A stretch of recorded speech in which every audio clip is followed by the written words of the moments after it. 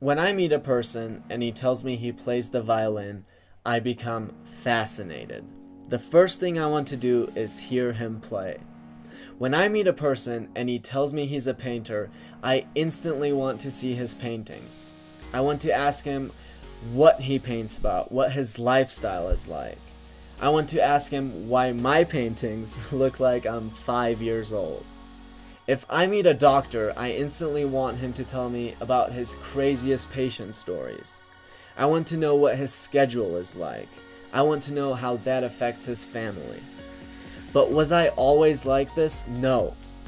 I used to be interested in only one sport, one instrument, one profession, one everything.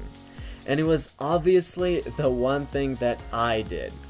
If I didn't do something, it couldn't possibly have value or be interesting. I would sit there and pretend I was listening when all I really did was think about the things I was going to say when the other person was done.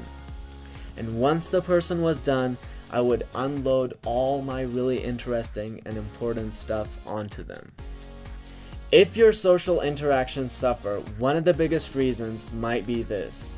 You need to become genuinely interested in other people.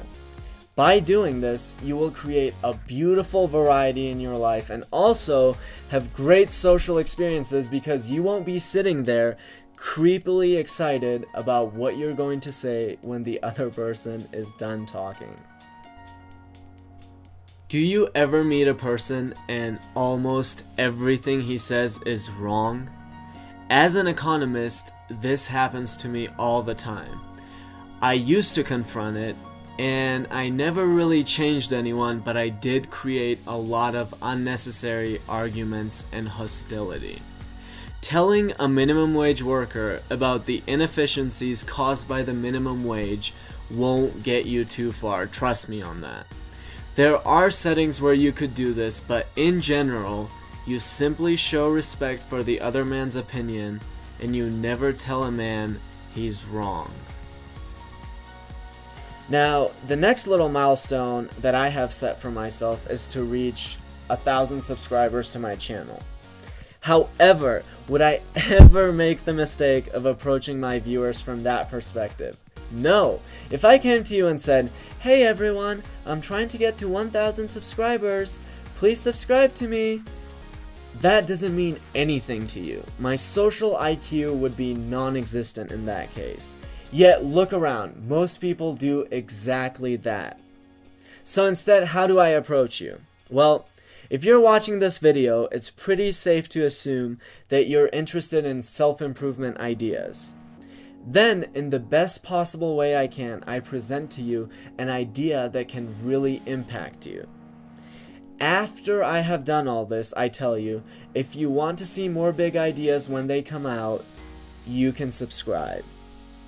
Now, if these are the ideas that you're interested in, and assuming that I did a decent job at presenting them, the chances of your subscribing increase dramatically. This is called talking in terms of the other man's interest. Carnegie uses a great metaphor for this. He says, if you were going fishing, you wouldn't take cherries as bait. Yet we do this all the time. It's absolutely ridiculous. And then we complain about how anyone could pick worms over cherries. You have to talk in terms of the other man's interest if you're going to influence anyone.